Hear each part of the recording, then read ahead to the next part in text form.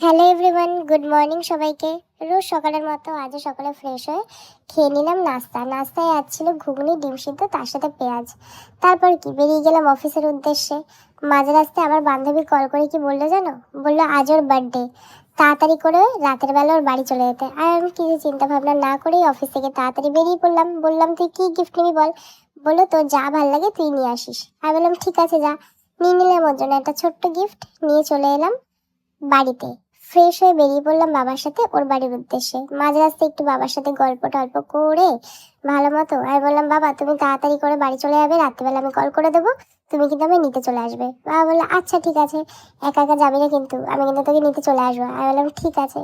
এই গল্প সল্প করতে করতে চলে এলাম ওর বাড়ি এসে কি দেখলাম জানো, দেখলাম বাড়িতে ওর কত লোকজন, কত ফ্যামিলি মেম্বার এসেছে।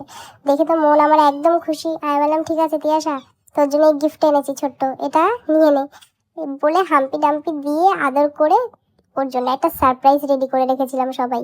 সারপ্রাইজে কি ছিল জানো, চলো বলবো না, তোমরা দেখিয়ে নাও। ফটো তোল তারপর তো হ্যাপি বার্থডে টু ইউ ওটা জ্বালিয়ে দে শুরু করব। হ্যাপি বার্থডে গান দেখতেই পেলে এরকম ঢংচং করতে করতে শেষ করলো কেক কাটিং পর্ব।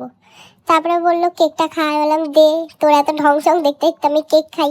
কেকটা খেয়ে তারপরে বললো যে চল এবার তাহলে ডিনারটা সেরে ফেলি। আল্লাহ শোন না, ডিনারটা তুই আমাকে হাতেই দিয়ে দে, আমি বাড়িতে এসে খেয়ে নেবো।